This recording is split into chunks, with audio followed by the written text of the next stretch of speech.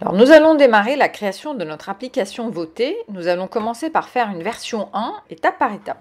Alors normalement, vous avez déjà créé la maquette de l'écran 1, au moins la maquette de départ, en suivant les instructions données.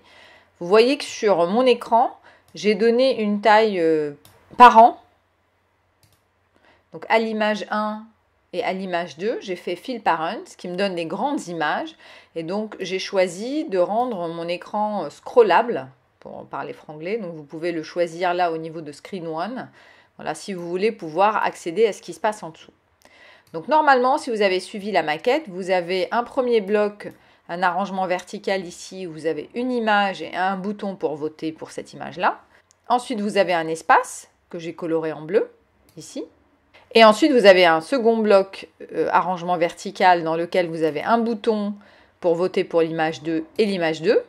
Et enfin, nous avons un bouton pour voir les résultats, donc afficher le second écran.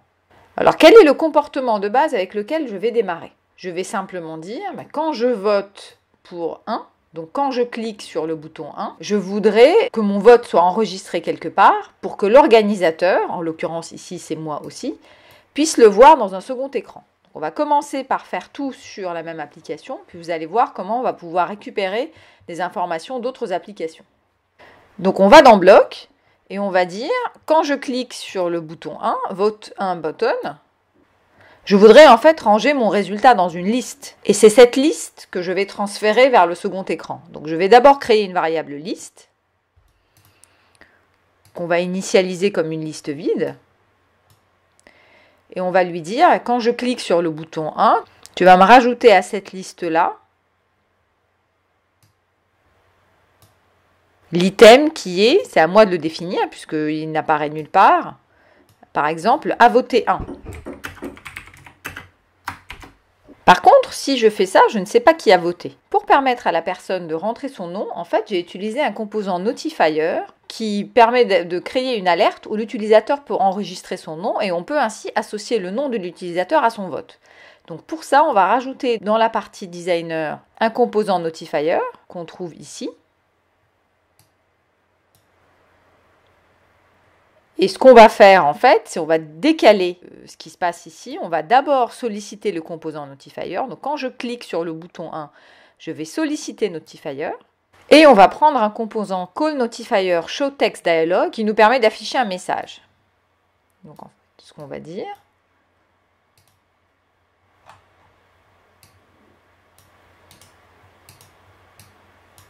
Donc, on va dire comme message, veuillez renseigner votre nom.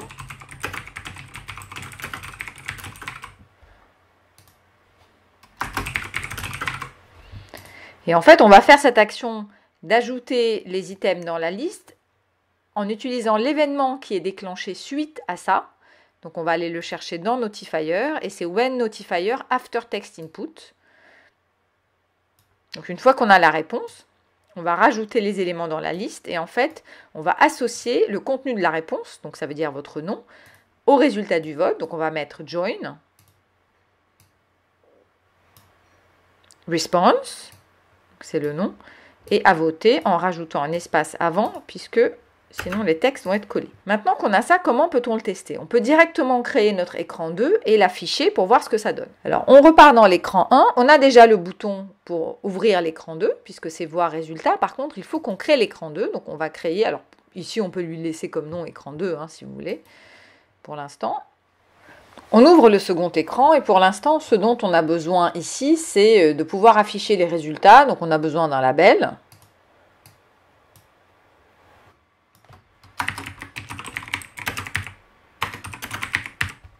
Qu'on va appeler Title, par exemple.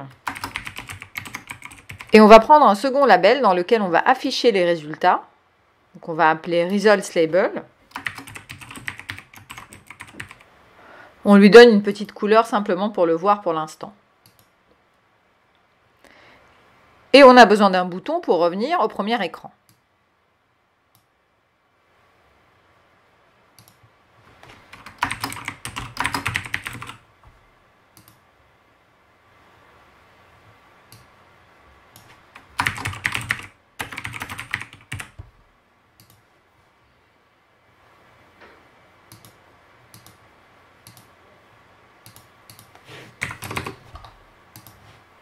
Alors maintenant, on repart sur notre écran 1 pour voir comment passer les informations de l'écran 1 vers l'écran 2 et vérifier qu'on a bien voté. On part dans la partie bloc. Ce qu'on va faire, c'est, à l'exemple de ce qu'on a fait pour l'application précédente, on va transférer des valeurs entre le premier écran et le second écran. Dans notre application précédente, on l'avait fait du second écran vers le premier. Cette fois-ci, on va partir du premier. Donc, on va chercher une fonction similaire. Ça se trouve dans Contrôle. On va dire, en fait, je vais ouvrir un autre écran avec, cette fois-ci, une valeur de démarrage. Donc, Start Value. Voilà, on va prendre cette fonction-là. Et on va lui dire, quand je clique sur le bouton Voir résultat, donc quand je clique sur Screen to Button, c'est comme ça qu'on l'a appelé, en fait, je vais ouvrir un second écran, le second écran étant mon écran Screen to. Voilà. Et ma valeur de démarrage, ça va être ma liste, puisque j'ai rajouté les éléments de mon vote dans ma liste. Et on va aller maintenant au niveau du second écran pour récupérer la valeur de la liste et l'afficher. Donc là, ce qu'on va dire, c'est quand cet écran-là s'ouvre, donc on va toujours dans Contrôle, et en fait, ce qu'on veut récupérer, c'est Get Start Value. Voilà. Et donc, c'est quand Screen to Initialize. Alors, ça peut être ou quand Screen to Initialize ou quand Screen to Other Screen Closed. Mais ici, il n'y a pas d'autre moyen d'initialiser Screen to, donc on va prendre cette fonction-là. Et en fait, on va lui dire, tu vas me mettre ta start value quelque part. Donc, si on veut faire de manière très simple, on peut tout de suite l'afficher ici. Donc, on va lui dire set results label, texte. Mais là, normalement, il nous affiche une liste avec les parenthèses. On va vérifier tout de suite pour voir déjà si ça marche. Donc, on va repartir sur l'écran 1 à partir de notre écran et pas à partir du bouton, puisque pour l'instant, on n'a pas créé de code. Donc, je vote pour 1. Il me demande bien un nom. Je renseigne un nom. OK. Et j'appuie sur Voir résultat. Et, donc ça marche bien. Il me sort effectivement le résultat d'une liste qui a associé les deux items, mon nom et mon vote, mais il l'a affiché comme une liste.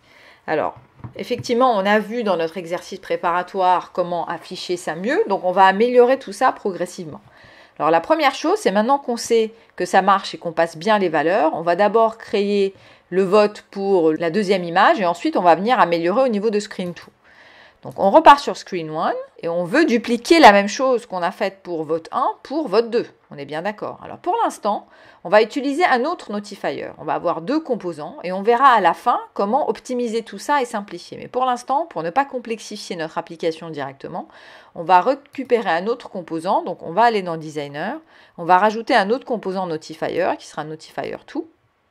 Et on va dupliquer notre code. Donc ce qu'on a fait pour le 1, on va le faire pour le 2. Donc quand je clique sur le bouton 2, je vais appeler notifier 2 cette fois-ci, avec la même chose. Donc show text dialog. Ici, j'ai les mêmes messages, donc je vais les copier.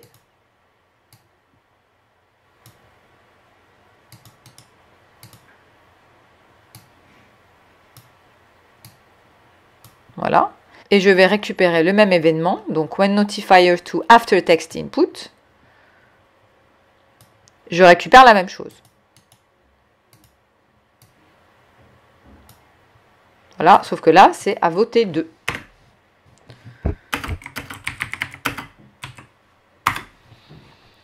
Alors, est-ce que les deux s'opposent? Non, parce qu'en fait, mon application peut me permettre de voter plusieurs fois. On va voir après comment éventuellement désactiver le bouton de vote si on veut empêcher la personne de revoter une seconde fois. On peut imaginer que tout le monde n'a pas forcément un téléphone ou une tablette et peut quand même voter, donc on peut faire passer un même téléphone ou une même tablette et à chaque fois la personne associe son nom et vote, donc peut voter plusieurs fois. Donc, de toute façon, ça veut dire qu'il rajoute les éléments de réponse à notre liste. Donc là, on peut voter pour 1, voter pour 2 et voir les résultats. On va tester tout de suite. Donc je vais voter pour 1. Ensuite, je vote pour 2.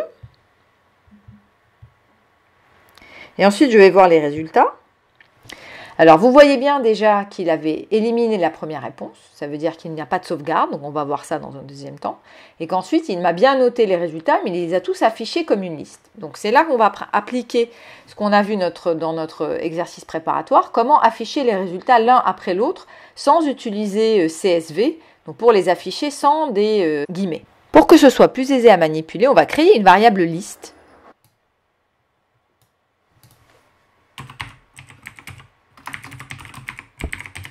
Dans laquelle on va mettre notre start value et après on va pouvoir traiter les différents éléments de la liste. Donc par exemple, on va utiliser la condition for each item in list qu'on a vu.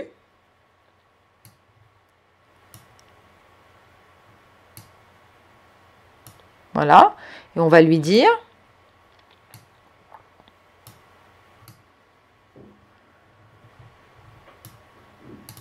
tu vas me récupérer l'élément.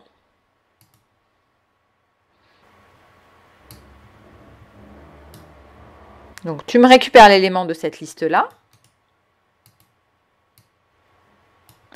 qui a pour index l'index de l'item.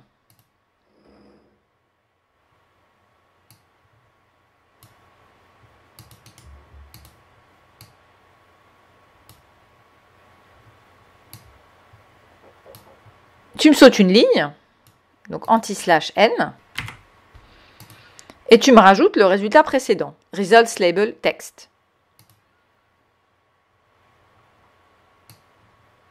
Et pour retester et pouvoir partir à partir de cet écran, on va coder ce bouton-là, donc retour au vote, on va dire quand je clique sur le bouton back button, on va lui dire tout simplement, tu me fermes l'écran. Est-ce qu'on a besoin de passer une valeur d'ici au premier écran? Non, pas dans ce sens-là. On repart de l'écran 1 pour tout tester. Donc je vote pour 1 une première fois. Je vote pour 2 une deuxième fois.